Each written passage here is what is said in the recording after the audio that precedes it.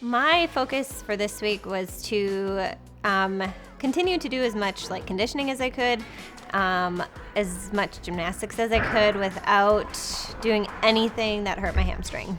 Right now, gymnastics time, like actual flipping and doing gymnastics skills, is very short. This week, I could do all of my gymnastics in about 10 to 15 minutes in the day. So Monday, Wednesday, Friday, I've done maybe a total of 30 to 45 minutes of gymnastics. That's it. It is longer when I can do more, but when I'm, trying to make my hamstring feel better and not irritate it anymore, in a day, it's like I said, 10 to 15 minutes of gymnastics, and that's all. Sorry. It's just funny because my take on drills, like especially like right now at this age, is not great because I've put in so much time doing a lot of the drills, doing a lot of things like that. Like for me, it's a lot of energy to put into something when I know myself and I know my body and I know how to do these skills. And I'd rather just do the skill and make a correction or do the skill properly than have to do a bunch of drills and then not be able to do the skills because I'm tired.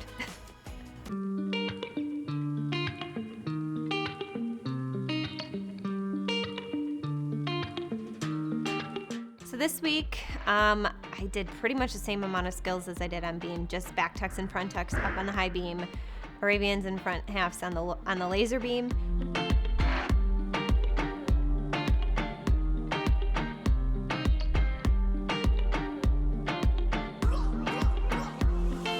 So I also tried some double fronts this week. It's been a couple weeks since I've done a double flip, and I'm just like, I really want to flip a little bit more, and I was like, well, we'll see how a double front feels. And then added more on the strap bar, doing a little bit more numbers of the free hips, the toe-ons, and the giants. Added some front giants in there.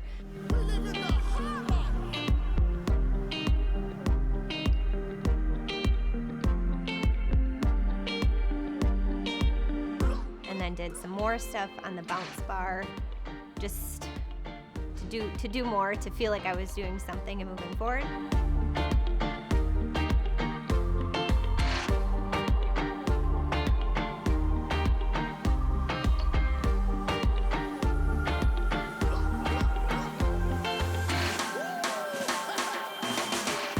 I was really sore the first day after trying the free hips again because there was so much force coming down at the bottom of the bar, but I'm starting to get used to it, and it's good, and the skills themselves and the swinging feels good, but I'm also not on the real bars yet, so that could be a different story. I'm still a little bit leery just because I don't know how my body and my shoulder are going to react with doing bars. Like strap bar has been okay. What I've done in the bounce bar has been okay. My hands are totally smooth and like completely callus free, save for a few that I've been building up since doing, just like chin-ups and a few things on the bars. But other than that, they will be very angry. I'm just wondering why though my left hand has like started a couple calluses and my right doesn't. Super random. My hands will probably rip first. I don't relish that. But once they like build it up, it'll be good. If you can do more of like this stuff without it, it'll help your hands get a little tougher. And where are you at in the grip process? I still don't have any. There's still no, I don't have a gym bag yet. I still just have my mom backpack with all of the stuff. I'm still trying to figure out what is going to be the best for me, like to set my shoulder up for the least amount of, the force and everything that goes along with bars, because it is different. It's not just like flipping your body through the air. You're actually swinging and you're pulling down on your shoulder. And for someone who's had multiple shoulder surgeries, I don't want to irritate it or do anything or do the best I can to protect it. And I feel like like I said, with other events, it's a little bit different to have a few extra pounds, even though it's good and it's muscle. It's not like other weight. And I talked to my physical therapist about it, and she felt okay. She's like, it's not just weight, it's muscle, and there's extra muscle up around protecting your shoulder. So she thought that it still could be okay. I'm just still a little bit nervous just because. Your elite career, did you always have a number on the scale that you were like, this means I'm in shape? Yes and no, because just because muscle and fat are just so different, and muscle just is denser and it weighs more. So, but there was a number that I knew made my bar skills easier, like made my Stalders and the Shapashes, was like, oh, I can do that. This is a good weight to train at. And if I'm over it, those skills are really hard or I just can't do them.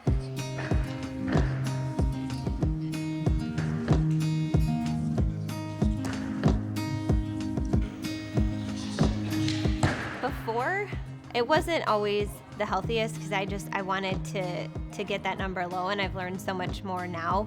And even before, like when I thought I knew or did some research, it was just trying to get the number down and not really understanding, your body is made up of so many different things, and it's so much more the food and the fuel that you put into your body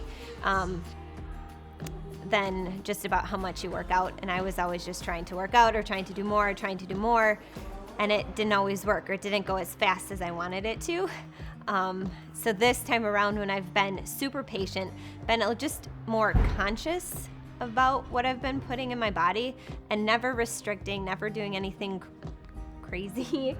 So now I feel like I'm more in shape in different ways in certain areas than I was before. And I think that's crazy because I was an elite athlete, an Olympic level athlete, and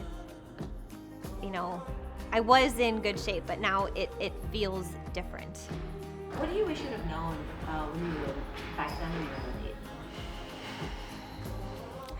It's really hard. I wish I just would have had more of appreciation for the food and the fuel, and not gotten so almost like caught up into a bit like, oh, I can't have this, or I can't have that, or I shouldn't have this, and then it makes you want something more. And then you have it, and it's like, oh my gosh, well, I should go work out and do this. And that's, like I said, that's not how it is, because now I don't really restrict myself from having a treat or this. My whole just mentality around food has shifted to much healthier perspective.